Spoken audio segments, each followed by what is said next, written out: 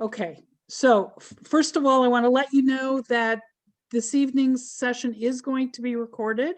Actually, it's being recorded as I speak, and that will be available on the BEKI website, and I will post the URL during the chat this evening. You can pick that up, or just go to BEKI.org/schmooze-recordings. And you should be able to find it, or just text me and I'll send it to you. In any case, we're happy to welcome Yaron this evening. Shoshana Zax will act as our program host tonight, and she'll do an introduction. Can everybody hear me okay? Mm-hmm. Yeah, just wave your hand and nod, and yes, okay, good. If you can't, please send me a chat and we'll see what we can do. We aren't going to have any screen sharing this evening, so you're free to keep everything tiled the way it is, or have Yaron right in your face by using your speaker view, whatever you prefer.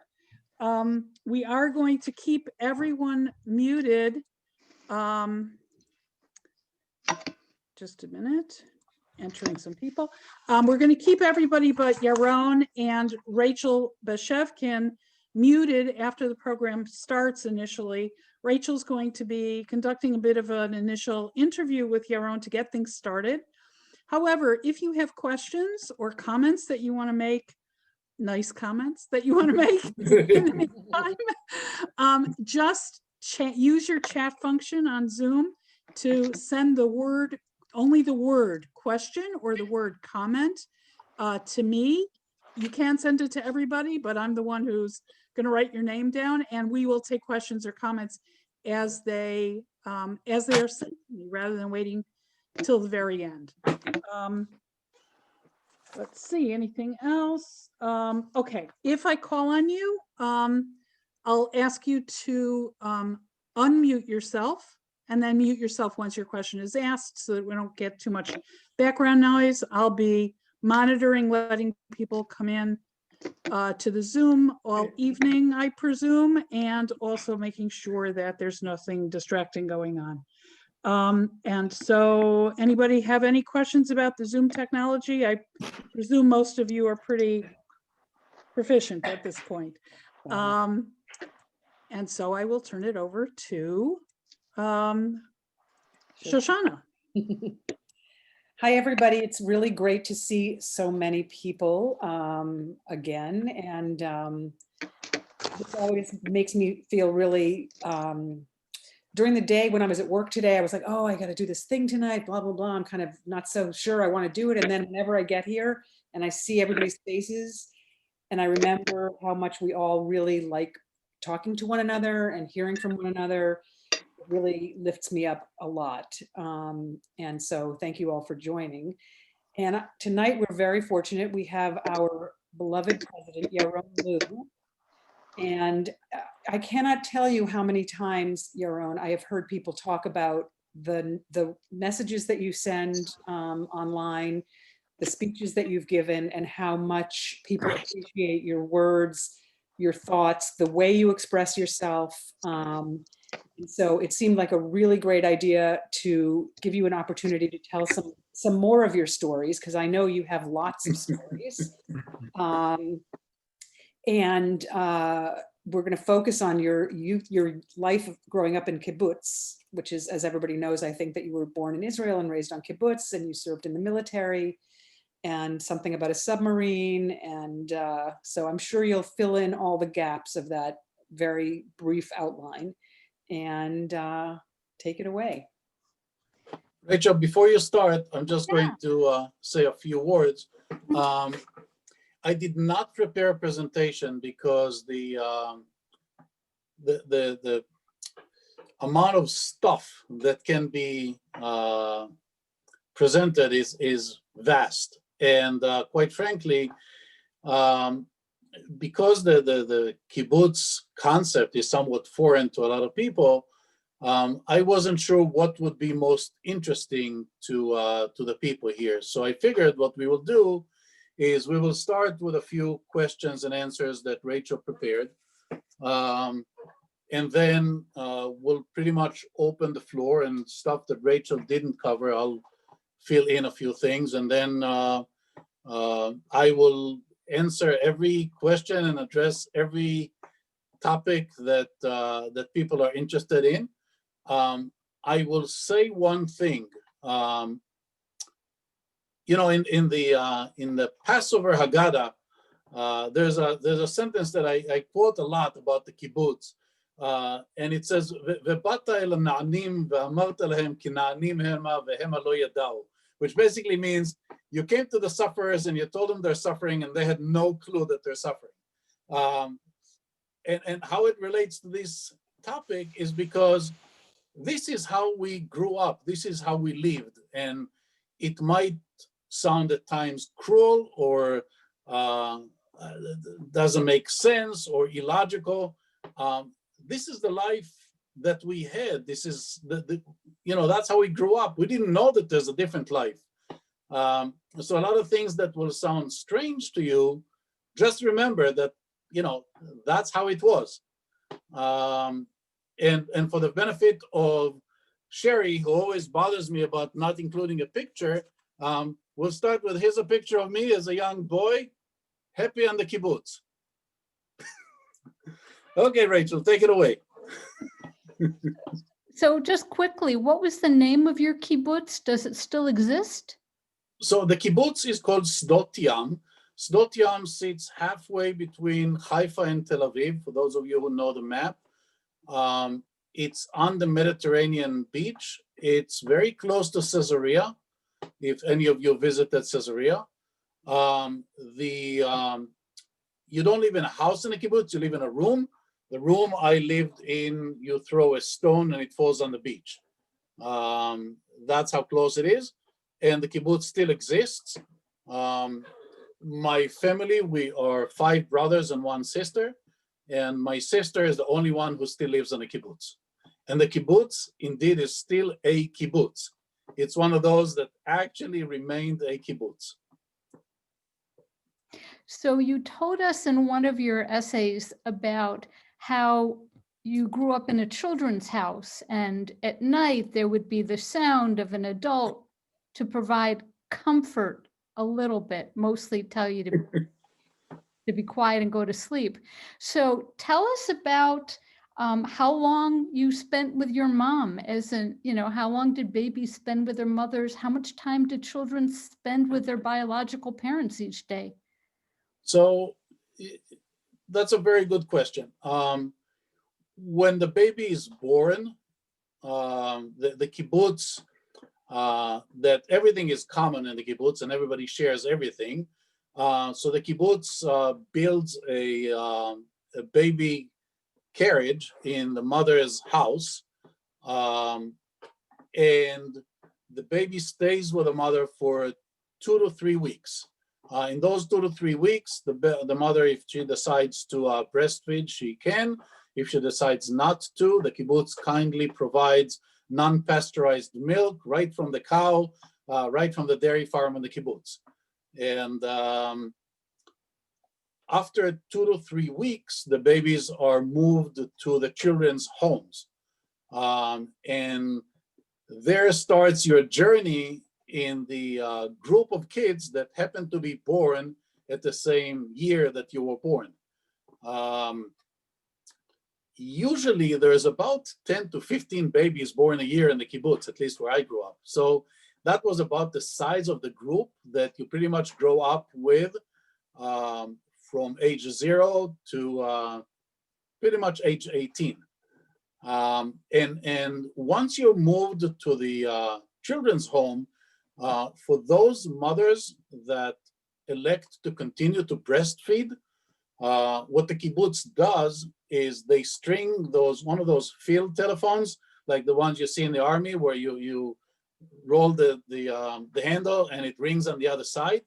And when the night watcher hears a baby cry and determines that Yaron is crying, she will ring my mother and say, it's time to come breastfeed your baby, because obviously the mother is not there. She can't hear the baby crying. For those mothers who elect not to breastfeed, the kibbutz continues to provide non-pasteurized milk right from the cow. And that's pretty much how you grow up until they start to feed you real food. And the real food that they start feeding you on the kibbutz is grated tomatoes with cottage cheese, two of which I can't stand. But that's the first food that they feed babies on the kibbutz. You stay in the children's home until you can walk, pretty much. And once you can walk, you're moved to the kindergarten home. And in the kindergarten home, the only difference is that there is the sleeping quarters and the play quarters and the eating quarters, which are all in the same house. You sleep with 2 or 3 more toddlers in the same room. You eat together in the same dining area, and you play mostly outdoors together. And there is a somewhat of a day school when you get a little bit older, to be about 4 to 5. There is somewhat of a day school in which many of the kids from the different kids' homes actually go to on the kibbutz. And when it's time to go to first grade, it depends on how many kids are in the group. Because it's not feasible to start a first grade with 6 kids. So in my particular case, and I was looking for the picture before we went on the air, there was not enough kids to start first grade. So what they did is they combined 2 of the kids' homes together to form first grade, and yours truly happened to, I have a picture of that, graduate from kindergarten to 2nd grade.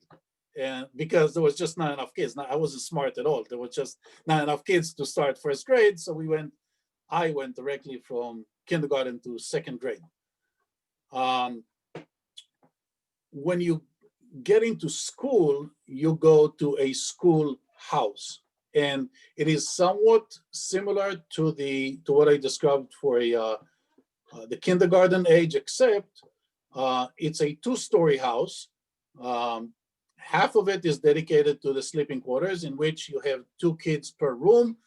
And in our grade, we were 14 to 16 kids, and we had pretty much 8 sleeping rooms. The middle of the house is the dining room, and the front of the house was the classroom. All the classes were held in the same class. All of them, or not all, most of them were taught by the same teacher. Not necessarily the most qualified of people, but we will talk about that later. But it was the person that was assigned by the kibbutz to teach 2nd grade this year. Whether they were, good at it or not is immaterial. And the last portion of the house is the restrooms and showers. And the only reason I'm mentioning showers is because on the kibbutz, the notion is that everybody is created equal and everybody receives everything the same. And so are showers. So boys and girls, men and women shower together. When I was growing up, both the men and women had 2 communal showers, and the boys and girls had 1 communal shower. Sometime, I think when I got to 8th grade, it dawned on the kibbutz that maybe they should separate the showers. And the day that they separated the showers, everybody started peeping. The girls into the boys' bathroom, and the boys into the girls' bathroom. Up until then, it wasn't interesting at all. And we grew in the schoolhouses until 9th grade. At 9th grade, 2 things happened. One is that the kibbutz had a regional high school, because they realized that maybe assigning teachers to teach everything is not providing great education to the kids, and maybe they should pool resources. So the regional high school that I went to was 12 kibbutzim together. And there we actually had an English teacher and a math teacher and a French teacher and a biology teacher. Before that, it was just a person that was assigned to teach you. And when you move to the regional high school, you move to the adult kids housing, which is basically sleeping rooms, and you go to eat in the communal dining room of the whole kibbutz where all the adults are eating. And again, there's a lot more to cover, so I will stop here and I'll let Rachel ask the next question, and eventually we'll come back to some of these issues again. So did you see your parents for a set amount of time each day? Yes, so the way it worked, you lived with the same kids for 22 out of the 24 hours a day. For 2 hours in the afternoon, you went to visit with your parents. And that was usually 5 to 7 in the afternoon. We would go to our parents' homes. And usually what my parents or every parent would say is, wow, that's so nice to see you. Now go outside, play with your friends. And we went outside and played with our friends when it was time to see our parents. So we saw our parents every day, usually for 2 hours, maybe an hour and a half. At 7 p.m., one of the parents would bring you back to the kids' house, and there was a rotation of the parents, which parent will actually watch the kids until they fall asleep. So the parents will bring you back to the kids' house. You would shower, and then they will say goodbye. And one parent will stay to watch over you. The goal was to make that parent go away as quickly as possible. So we all pretended to be asleep. And as soon as he went away, then the party started. And we got into every mischief that you can imagine kids can get into when there's no adults around. The other thing that I wanted to say in relation to that is that in the summer, there were tremendous amount of mosquitoes in the kibbutz, both from the chicken coop and the dairy farm and the swamps that were still around the kibbutz. So what they would do is they would close all the windows and door, and they will use what, Nadav, have you ever heard of fleet? Okay, fleet is a combination of kerosene and gasoline and God knows what else that the kibbutz decided is the best thing to kill mosquitoes. So they will close all the doors and the window. They will spray copious amounts of fleet inside the room, and then they shovel the kids in, put them in bed, and close the doors so no mosquitoes can get inside. And it was great. It was wonderful because there were no mosquitoes. What it did to us, God knows, but we somehow grew up. So that's kind of how and when we saw our parents.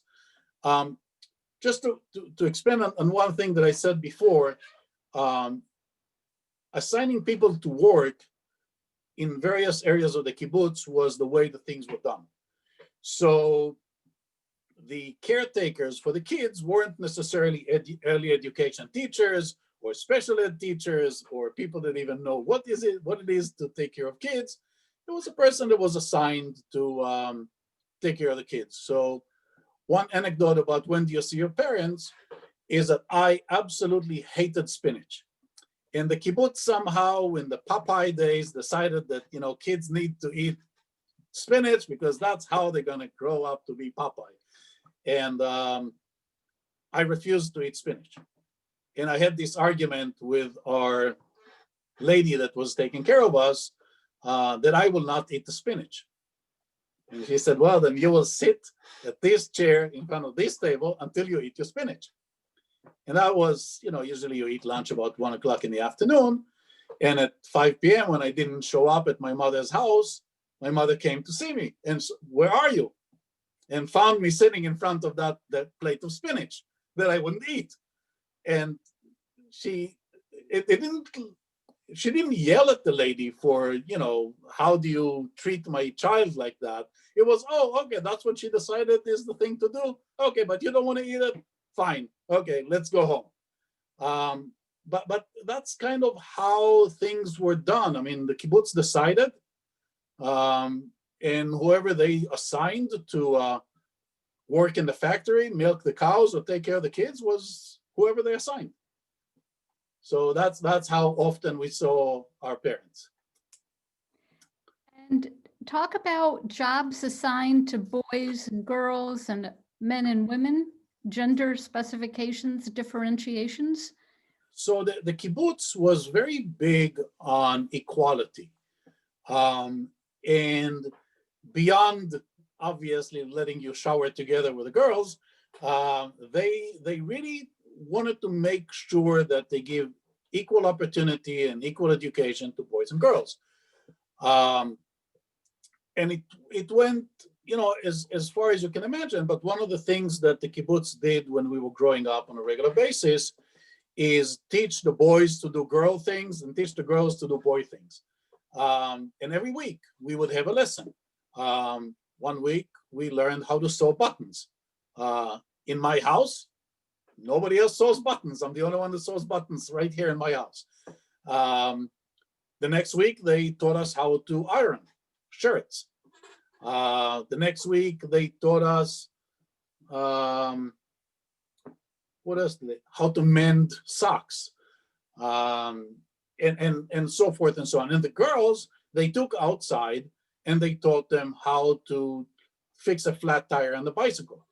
And then they taught them how to raise the car with a jack. And the next week they taught them how to take the wheel off the car and how to put the spare on. Yaron, can I interrupt for a second? Because I Yes. do have a question. So it's not clear from the way that you're describing this, whether those tasks were in fact still identified as tasks for boys and tasks for girls, but you were sort of cross-trained. Yes. Or whether everybody, I mean, that's what it sounds like by taking Yes. the girls out and teaching them a boy thing. Yes. So they were still being identified as boy things to do and girl things to do. It's just that you were conscious that you were all learning how to do what previous society had labeled those particular tasks. Absolutely. Correct? They took the boys 1 week and taught us how to braid hair.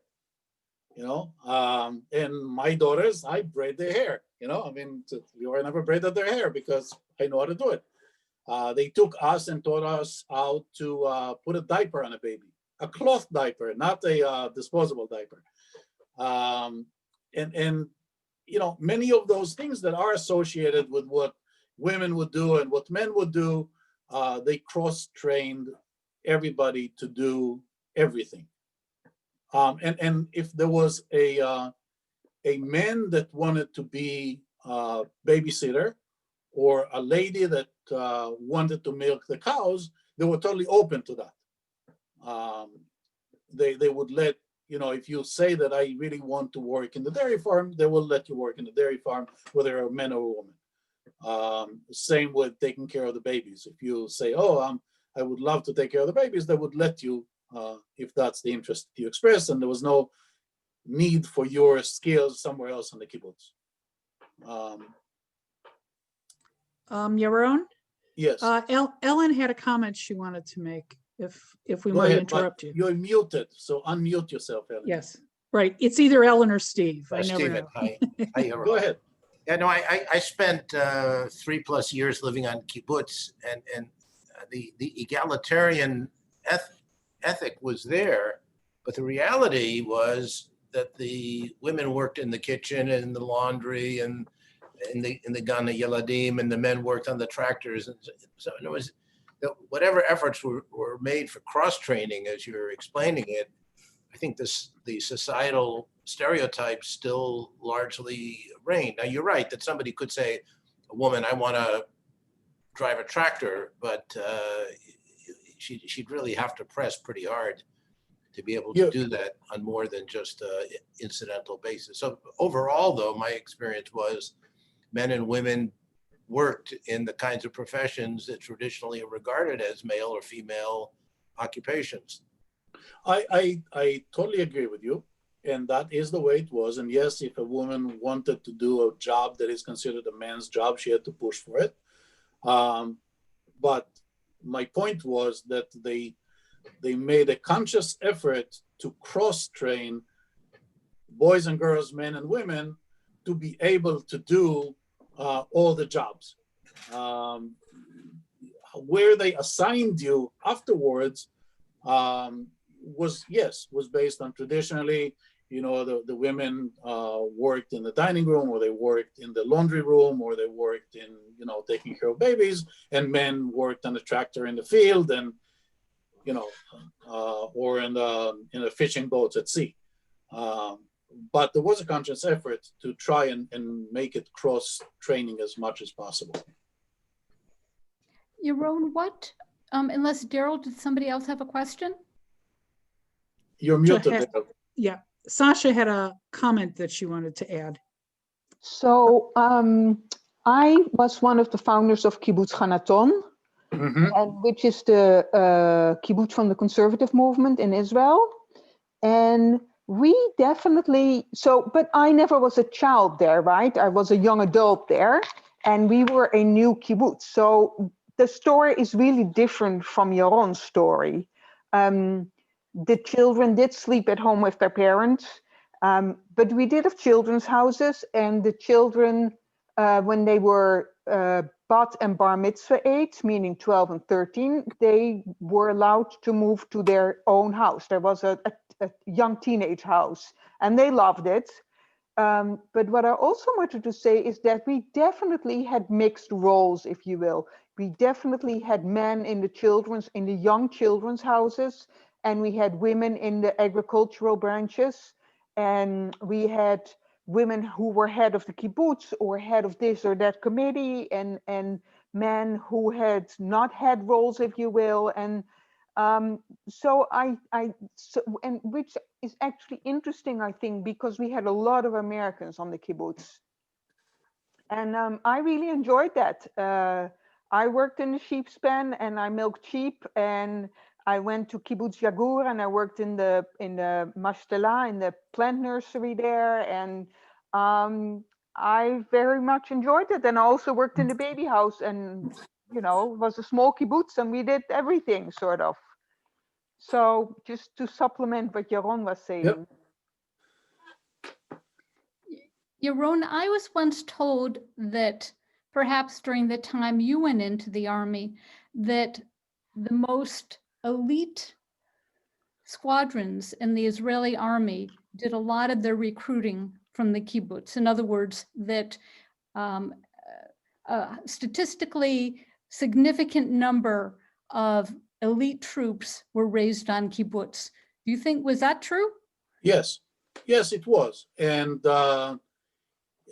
I can't tell you why, other than maybe the tough upbringing made them somewhat prepared for the harder work required in the elite units. And also probably the mental toughness, again, because of the way we grew, also probably lended itself to more kibbutznikim ending up in the elite units of the army. Yes.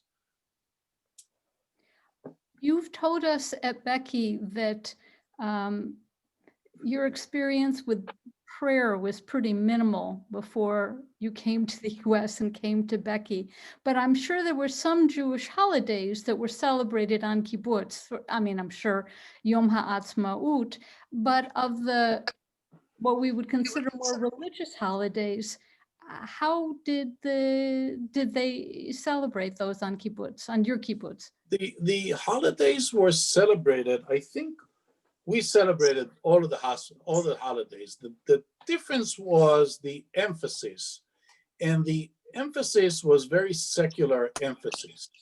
For example, Tu B'Shvat was a very, very big holiday, and all of us went out to the sand dunes around the kibbutz and planted trees on Tu B'Shvat, and we all marched with our hose and with our little plants in hand, and we sang all the Tu B'Shvat holidays, and we went and we planted trees. The Shavuot was another very big holiday. It wasn't because of Matan Torah, and it wasn't because of everything that is related to Shavuot, but rather because of the Bikurim which were brought to the temple. So on the kibbutz, there was a great emphasis on Bikurim, and we introduced all of the new cows that were born that year, and we brought a lot of the fruit that were picked from the orchards, and all the new babies that were born that year, and and that was Chag HaBikurim, which also happens to be Chag Shavuot, but the emphasis was on Chag HaBikurim. Rosh Hashanah was definitely a big holiday, but there was no mention of God as it relates to Rosh Hashanah. It was, well, when the year starts, and there's a great reason to celebrate. The end of the year and the beginning of the year. So the entire kibbutz would assemble on the big lawn in front of the dining room, and they would put up a big screen onto which they project slides from everything that happened that year. All the trips that we took, and all of the things that were done and improved around the kibbutz, and the new tractor that we bought, and everything that you can imagine that happened in the kibbutz that year was presented on that screen, because it was a celebration of the year that ended and the new year that is starting. Yom Kippur I already talked about.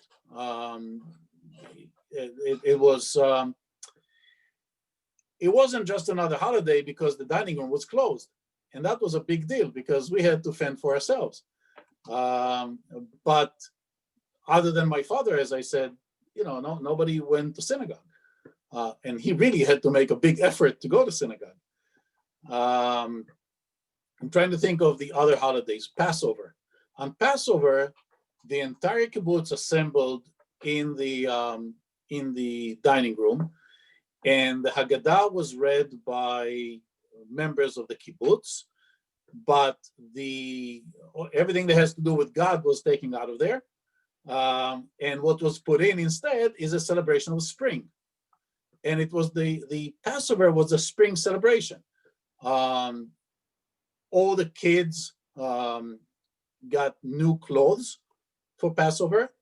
And there was a lot of singing and dancing that had to do with butterflies and flowers, and the next day we went out to the field, and there was a harvesting of the wheat with a sickle by members, and then a lot of folk dancing in the fields to celebrate the beginning of the harvest season.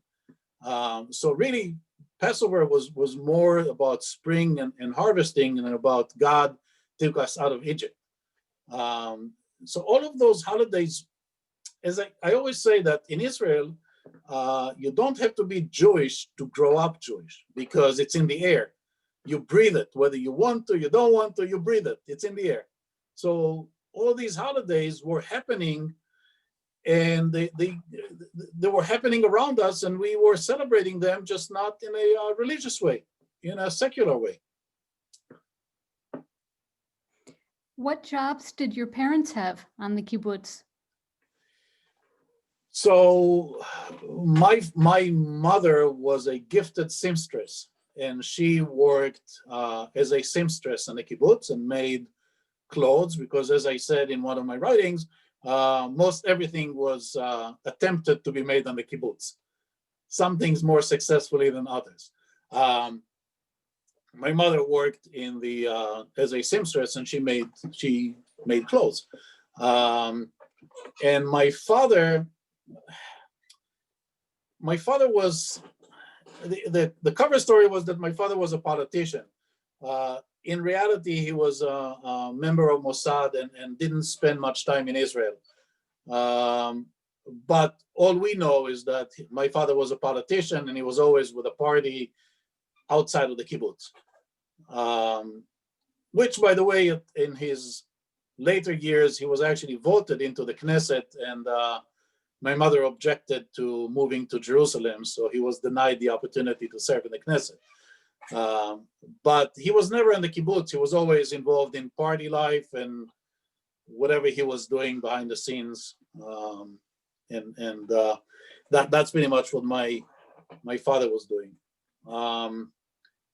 There is a period when you grow up in the kibbutz where you do a rotation in the different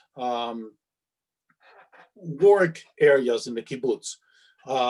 You go work in the orchard, you go work in the chicken coop, you go work in the laundry room, you go work in the kitchen, you go wash clothes and wash dishes in the dining room, you go work in the factory, and so forth and so on. And there's a rotation of about 3 months each, until at at 9th grade, you say, okay, this is where I would like to be working, and that's pretty much where the kibbutz assigns you to work.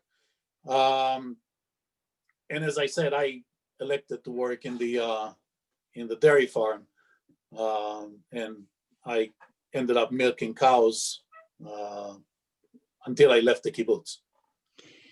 Yaron, Yes. Ilana had something she wanted to ask about.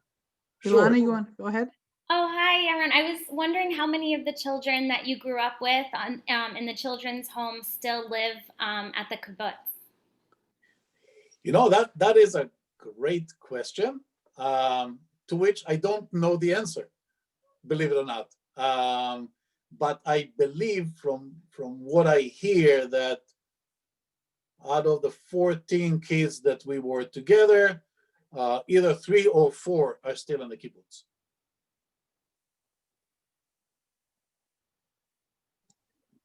Okay, we also have a question first from Tamara, and then from David Cooperstock. Hey, Yaron. Hi. I'm loving this, by the way. Thank you very much. I'm curious to follow up on Alana's question. If you, growing up, that you spent all this time with this cohort, if you felt like they were your siblings, or you still have a close relationship with some of these people today, and in turn, you know, did you feel close to your siblings? You had this big family, but you didn't always see everybody. So I'm just curious about that. Okay, that is one of the best questions that you could ask. It's a very interesting question, because you have to understand that we as kids and as young adults grew up with the same group of kids, with the same 14 kids, from we were in diapers until, you know, we went to the army. And with not much adult supervision, which very much led to a Lord of the Flies type situation. And it was very interesting, where in a kibbutz where everybody supposedly has the same and is provided the same and everybody is equal, how you can still end up with shavim v'shavim yoter, and it doesn't translate very well to English, but shavim is a word in Hebrew that is both equals and worth, okay? And there's those that are equal and those that are more equal, or more those that are worth and those that are worth more. So the way that it worked is, first of all, if you were not acceptable as a kid, like if, God forbid, you had some sort of a speech impediment, or the color of your skin was darker than everybody else, or your father had a speech impediment, or whatever it is, you were picked on to no end. And those, or if your parents got divorced, or any weakness that you had was thoroughly exposed and thoroughly exploited by the kids that were in the group with you. If, on the other hand, there was something that you could provide to the other kids, mostly through your parents, but not necessarily through your parents. For example, one of the kids growing up with me, his father was the guy that drove the truck that did all of the deliveries to the kibbutz. And if you were invited to sit in the truck cabin with him and his father for a ride around the kibbutz, that was like a huge thing that, if you were like, one of the in the top echelon of society, if you were invited to sit in the cabin. Another kid that grew up with me, his father was the econom. Econom is the person who is in charge of distributing the food in the kibbutz. Distributing to the dining room as well as to the kids' houses and the young adults' houses and so forth and so on. And if you could go with him to visit his father, and his father gave you 3 slices of salami, or in a good day, a scoop of ice cream, again, that puts him in a much higher level of worth than all the other kids. So, yes, of course, we were very close. We had no choice but to be very close. But as we grew together, and we grew very close together, everybody had a nickname, everybody was picked on, everybody was fighting for his place in that small society of 14 kids that grow up 22 out of 24 hours of the day together. As an example, if you ask in my family about childhood in the kibbutz, my 2 brothers, who their parents, which is my mother and their father, got divorced when they were kids, would tell you that kibbutz, childhood in the kibbutz is the worst, absolute worst thing that can happen to a child. And it's the most miserable way to grow up. And me, on the other hand, who I was very acceptable and very and did very well, and wasn't really picked on, even though I was the youngest in our class, because again, I went from kindergarten to 2nd grade. I wasn't picked on, and I had the most wonderful childhood, and I enjoyed my childhood in the kibbutz very, very much.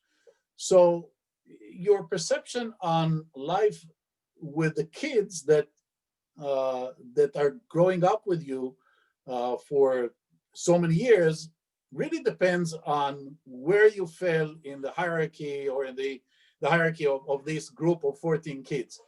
And I kid you not, it was Lord of the Flies to the nth degree. But again, I would say I had a great childhood. I loved it. It was wonderful. Yaron, the other part of that question was, how much did you bond with your siblings if you only hung out with them a couple hours a day when you were all together at your house? So that again depends on how close in age you are to your siblings. In my case, and that's an interesting side story, my sister and my mother were pregnant at the same time. My sister is 18 years older than me. And my sister had her baby before my mother had me. So when I was born, they asked my brother, "What did your mother have?" And, he of course said, "A granddaughter." That his mother had a baby, that doesn't count. And by the way, in the kids' house, we sat on the same potty together, side by side, and she would say, "Uncle Yaron, would you pass me the toilet paper?" Because we just grew up together. Me and my niece, we were the same age. She was 10 years older than me. So I was very close to my niece because we grew up together. I was not terribly close to my brothers because the closest brother to me is 6 years older than me, and the second one is 8 years older than me. My sister was 18 years older than me, and my other brother was 16 years older than me. So the only thing I would say is that the brother that was 6 years older than me, whom the brother that just passed away, we were the closest, and he was a fierce protector of me. And if he heard that any kid picked up on me, oh, that will be the end of that child. So to have an older sibling that is big and strong was also very, very helpful in the kibbutz. And when he heard that one of the kids was picking on me, oh, he did not give that kid the light of day. I mean, it was, he really was protective of me. So yes, we did not bond with our siblings as much as we bonded with the people that were with us. But if there were kids that had siblings that were close to them in age, I think they bonded better because the kids, again, they saw each other a lot. So if you had a brother or a sister 2 years older than you, then there was a better bond than a brother that's 8 years older than you. Yaron, David had a question. Yes. Yaron, maybe this relates a little bit to your Jewish journey. Would you describe for us the attitudes you think were inculcated into you and the other kids on the kibbutz about the rest of Israeli society and the different parts of Israeli society, be it capitalists or Orthodox people or whoever else? What do you think tended to be the attitudes that people who grew up in your context would have until they would go off to the army and experience other people in the society? So this relates to bar mitzvah, by the way, and I'll talk about bar mitzvah in a second. But the simple answer is that we had no idea who these other people are. We were locked in the kibbutz and we didn't leave the kibbutz. We didn't have money because the kibbutz did not provide money. So we never went to the city to see how city folk live. The first time we met people that didn't grow up on the kibbutz is when we went to the army. During bar mitzvah, and I want to talk a little bit about bar mitzvah because that's a very interesting experience on the kibbutz that has no God in its culture. During bar mitzvah, the class as a whole performed 13 good deeds. And that's exactly how they're described, 13 good deeds. And the good deeds ranged from painting the bomb shelters in the kibbutz to going to meet other cultures in Israel. And we were sent as a group of 3 or 4 kids to a moshav, to another kibbutz, an Orthodox kibbutz, and to a few other areas just so that we can see that there is life outside the kibbutz. And it was anecdotal, almost like you go to the zoo and you come back and you say, wow, that's a pretty nice animal I saw there and it has stripes. I guess they call it zebra, but I'm not sure. And that was really our exposure. And we only spent with them probably 4 days, I think, at the most. The kibbutz was also fiercely labor party. And it was, to say that somebody is from the Likud is like to say that, he's bound to go to hell. I mean, there's no other way, I mean, you're either a Labor Party or you just, you might as well don't exist. So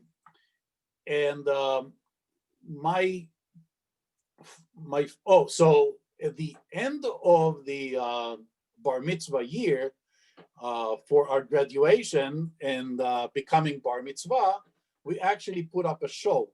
And every class did that. It was a show, and our show was about the stories of our sages. But again, it was told about, the sages, but not in a religious way, but rather in an amusing way. And we acted out all of the stories. Well, my father was not satisfied with that. And he asked me if I would be willing to do an aliyah at the Kotel with him. And I said, what do I care? If that will make you happy, sure. So we went to the Kotel, and I had an aliyah at the Kotel.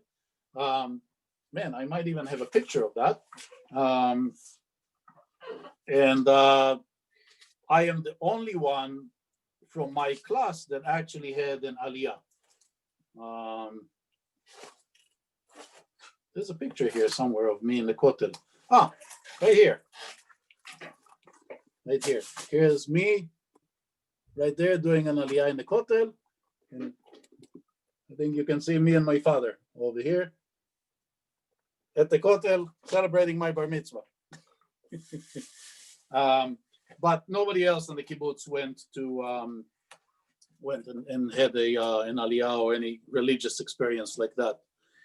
By the way, since I showed you pictures, this is where I grew up. That's my house that I grew up in over here, right here.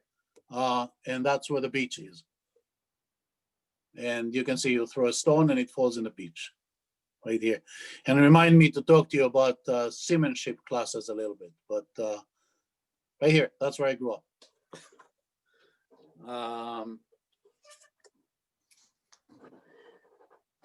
So I hope I answered your question, David. I'm not sure I did, but it's the best that I could tell you. Thank you. I actually have a question, unless Rachel, if you mind. I know that it's getting And I late. know Cynthia has a question too. Oh, really? Okay.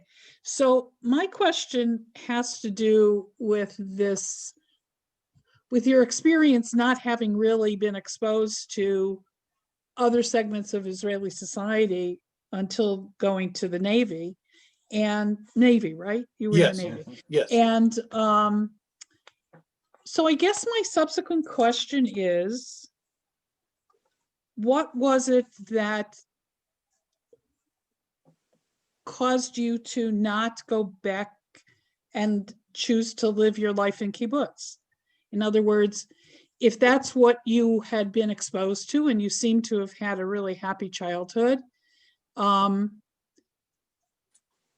you obviously didn't choose ultimately to go back to kibbutz to make your family and etc.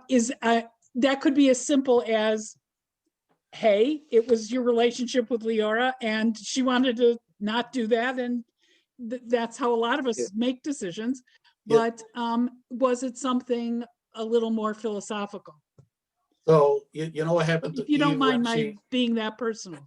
No, by all means. You know what happened to Eve when she took a bite out of the apple, right? That's pretty much what happened.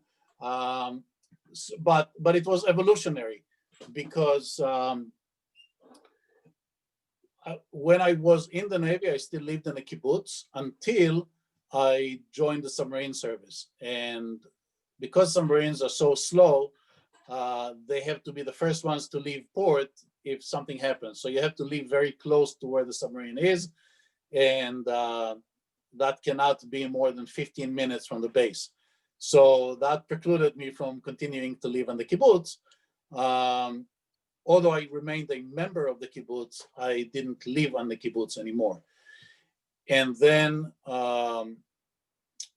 when I started to make money as a submarine officer, And I met Liora, and we started dating, and I rented an apartment in Haifa because it was close to the kibbutz. Another thing happened, and that is that my brother was studying engineering at the Technion, which is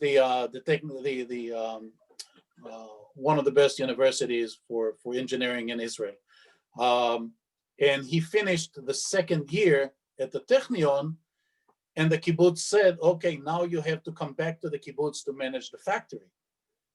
And he said, but what are you talking about? I'm at second year of my engineering. I have 2 more years to go. And the kibbutz said, no, we need you at the kibbutz. So you have to leave your Technion and come back to the kibbutz and manage the factory. And maybe one day you'll go back to study. But I saw that and I didn't like it.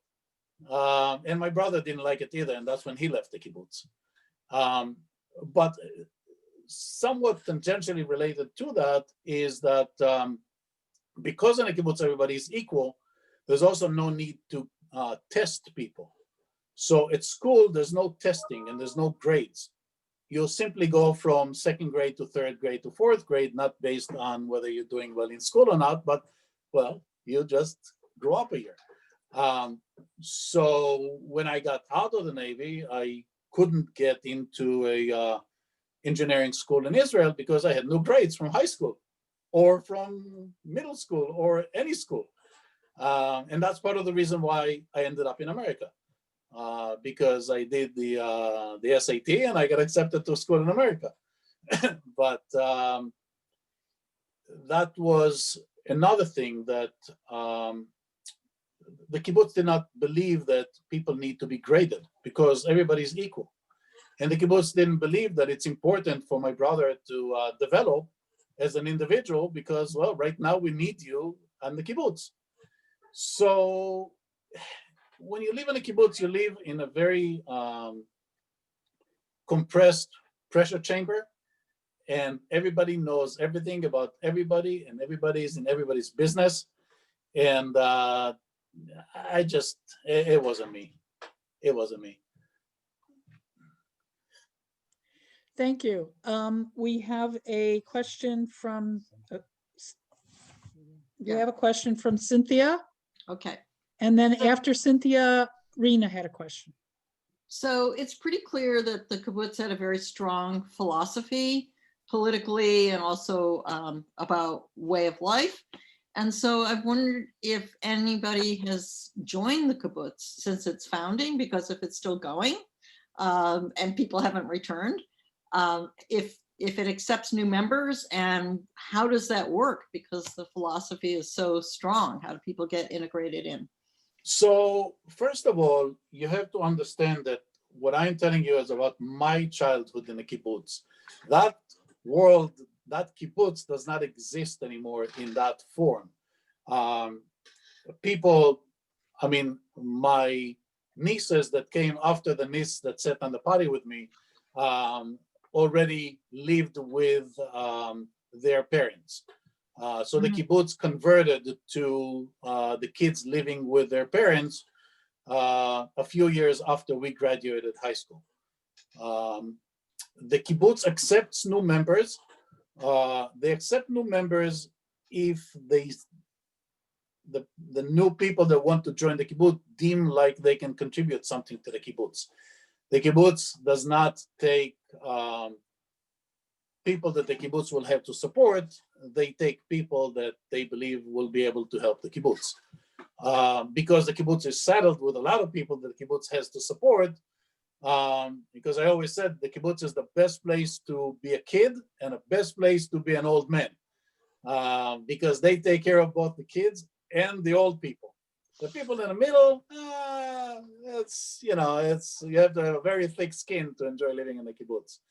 So they have so many people that they have to take care of, from the kibbutz kids that could not leave the kibbutz because there's no way that they will be able to survive outside the kibbutz, to the old people that they must take care of, to everybody else that they don't want other people that they have to take care of.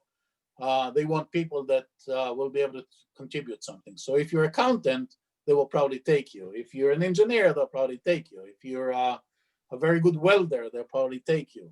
And If you're a forklift driver, you know.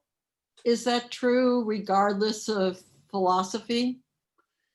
Because then I assume they kind of become voting members of the community, whatever. These days, there are people in the kibbutz that vote for the Likud. Yes. When I was growing up, there was one person in the kibbutz that voted for the Likud out of the 850 members of the kibbutz, and everybody knew who he is. Thank you. We have a question from Rena. Rena, are you still on? I'm here. Okay. So I was Oh, actually there you gonna are. ask you how I many. was looking for your photograph. Yeah, okay. I was going to ask you how many people are on the kibbutz, but you just told us. So let's go to a fun question. Tell us a little bit about food on the kibbutz. I'm sure some of it has to do with the wealth of the kibbutz, but also the backgrounds of where people came from. So entertain us a little bit with what do you eat on the kibbutz? Okay, so let's start with, as I said, the kibbutz that I grew up in was not a wealthy kibbutz, and they tried to make everything in the kibbutz. In addition, they first choice fed you everything they couldn't sell. So all the oranges they couldn't sell, we had to eat. All of the bacala fish that they didn't sell from the fishing boats that went in the Mediterranean Sea, I hate bacala. We had to eat bacala every Friday. Everything that they grew and couldn't sell, first of all, the kibbutz members ate. And then to that, most of the cooking was Eastern European, because most of the people on the kibbutz that I grew up in were Eastern Europeans. By the way, the gefilte fish was sweet, which was horrible. And the other thing that was very interesting and puzzles me to this day is that on breakfast, they served, on top of all the stuff that you would recognize for breakfast, they also had bacon. And the bacon was uncooked. And to this day, I don't understand who on the kibbutz ate bacon that is not fried or cooked or anything. But my mother, who grew up in the Bronx, she took the bacon home and she would fry the bacon. And she always told me that the best omelets are made in the lard that's left over after cooking the bacon, after frying the bacon. So that's how I grew up. But food was not terrible in the kibbutz. It was fairly wholesome. I mean, we had a lot of dairy products. We had a lot of fruits. We had a lot of vegetables. Meat was not high quality. Fish was not high quality. Chicken, we grew up in the kibbutz, so what the heck? I mean, we had good chicken. And as a matter of fact, working on the dairy farm once a year, for the entire year, we raised a calf with the intent of eating that calf in the annual dairy farm barbecue. So that was our treat. That's the only time we actually had good meat, is when we ate the calf that we grew. But other than that, the food was nothing, you know.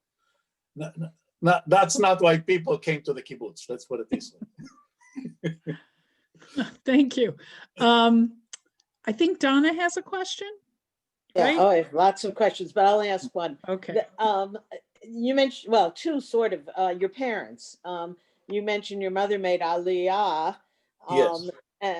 But I just wondered what brought your parents to the kibbutz, brought your mother to Israel, what brought them to the kibbutz? Was your father raised on the kibbutz? What, you know? That's a good question. Totally different situations, okay? My mother, after the family lost all their money and they moved to an apartment in Manhattan, my mother got married. She was a nurse's aide in Manhattan, had 2 kids, and was married to a painter. he had the nasty habit of holding the paintbrushes in his mouth when he was painting, and he died of lead poisoning because of all the lead in the paint. And my mother was left in Manhattan as a nurse's aide with 2 kids. And she couldn't support them. And it was 1948. And somehow they mentioned that there's a Zionist movement, and there's a country that they just established called Israel. And they said to my mother, go to Israel, they will take care of you over there. So my mother packed leather suitcases and booked a ticket on a cruise line from New York to Haifa. They came off the gangway, my sister in a furry dress and a sunshade and a sun umbrella, and my brother in a suit. And they went down the gangway and stood on the pier. And my mother said, okay, who here is going to take care of me? And they looked at her and they said, they started the state of Israel. There was nothing there. They said, you have no family here? And she said, no. You have no relative here? And she said, no, they told me you'll take care of me. And I said, well, for you, there's only one solution. Go to the kibbutz. And they sent her to a kibbutz, and she never, ever assimilated in the kibbutz. She was like, she just could not. Kibbutz was so foreign to her. She always had American accent. She was just, my father, on the other hand, after he, I don't know if you know that, my father was a hockey player. In the 1930s, he played for the Montreal Canadiens. And then somebody skated over his stick thumb, and that was the end of his hockey career. And he joined the Canadian Army. My father was in World War II, in all the major battles of World War II. He was not in Normandy, but he was in the invasion to Corsica, in which he actually drowned. And they pulled him out of the sea and threw him on the beach. And when the battle was over, he came to and was practically the only one left alive. So he became an officer. And then they sent him, I don't know if anybody saw the movie or read the book, A Bridge Too Far. But my father paratrooped in Anaheim, and everybody around him died. And he was elevated to a colonel or something like that, came back to Canada after the war and became the head of the Farriers Union in Montreal, which in French Canadian Montreal, for a Jew to be the head of the most powerful labor union was just a miracle. And then in 1948, Yigal Allon came to Montreal and came to my father's house and said, the country needs people like you to start the labor union and the labor movement in Israel. So he recruited my father, who came to Israel in 1951, to start the Histadrut, which is the labor union in Israel, and ended up in a kibbutz, not the same kibbutz as my mother. And they met in Tel Aviv in the headquarters of the kibbutzim movement. And she heard somebody speaking English or with an American accent, and he heard somebody speaking English, and before you know it, I was born. So that's how they ended up on the kibbutz, from totally different areas, totally different ways of life, and totally different circumstances.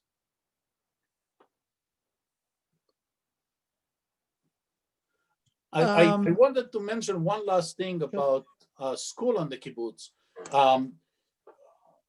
We did have all the regular classes, but one of the classes that we had, which is very unique to the kibbutz that I grew up in, was seamanship. And once a week we had seamanship classes, and we rowed the boats in the middle of the winter, and we learned how to sail. And every week we had seamanship classes for at least 3 hours once a week. At the 10th grade, we actually sailed our boats to Cyprus. which was an endeavor that I still cannot believe our parents let us do. When you think about kids alone in boats sailing to Cyprus, but that teaches you a lot of independence.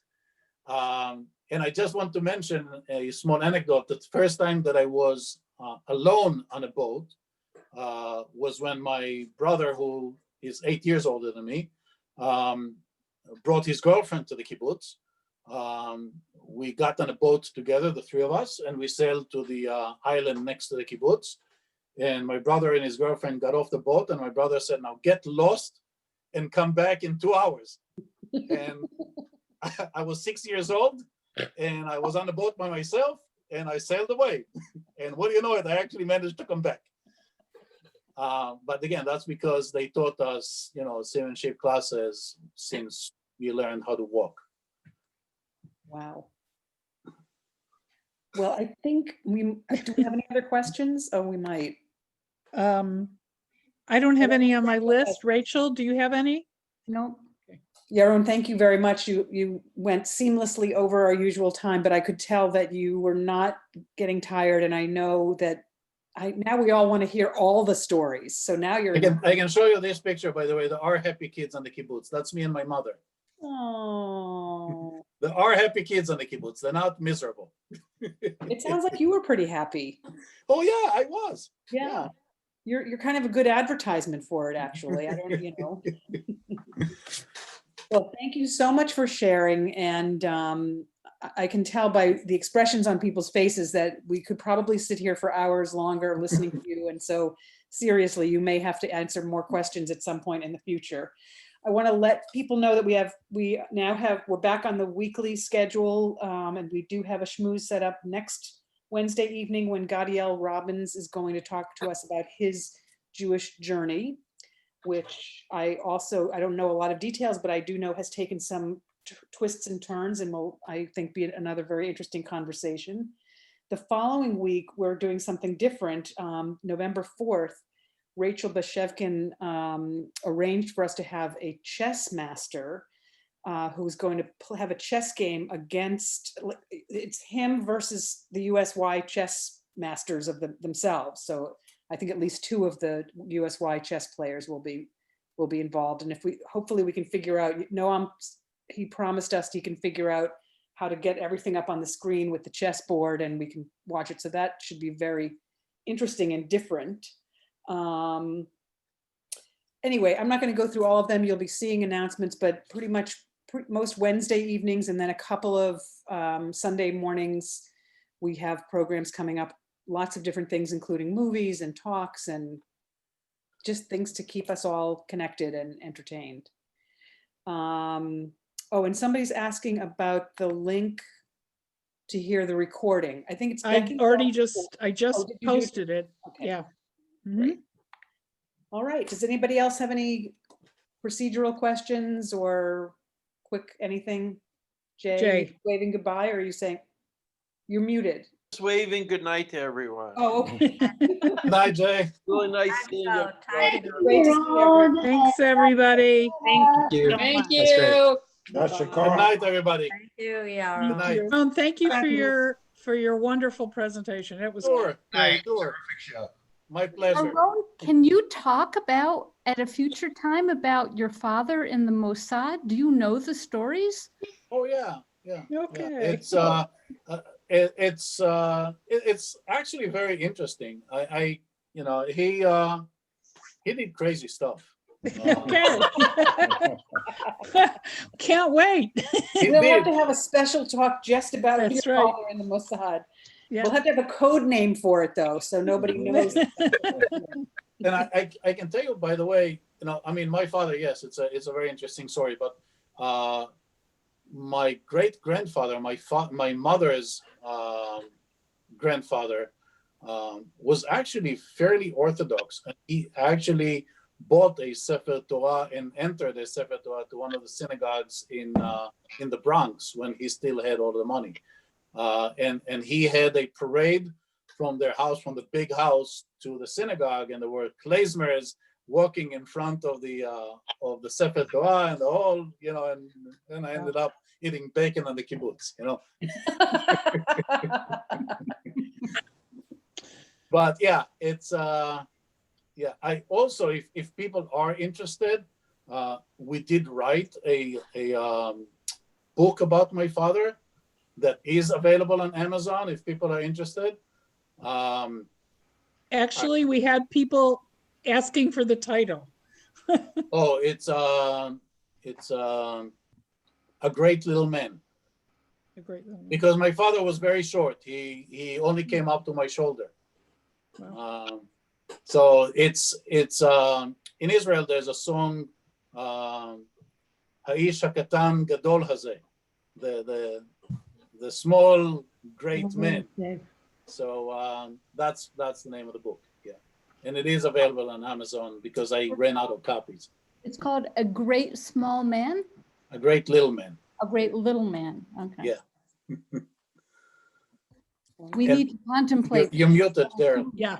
I don't know if people saw in the chat, somebody mentioned that Nadav's father was also a spy.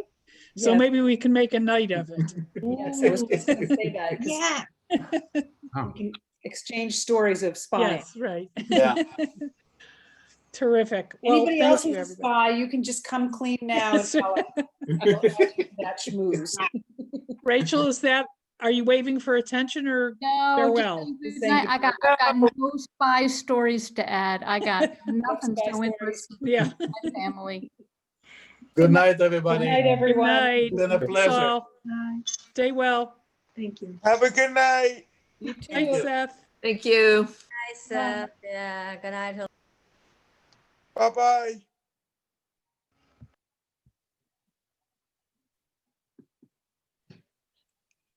So for next week, I'm gonna see if John's available to do my Bye, text. Sash. Yeah, okay. Yeah, And then that's fine. And I'll see if there are any questions. And the only other thing I wanted to ask if you have a second is, we're doing this book talk in December. This woman wrote a book called Invisible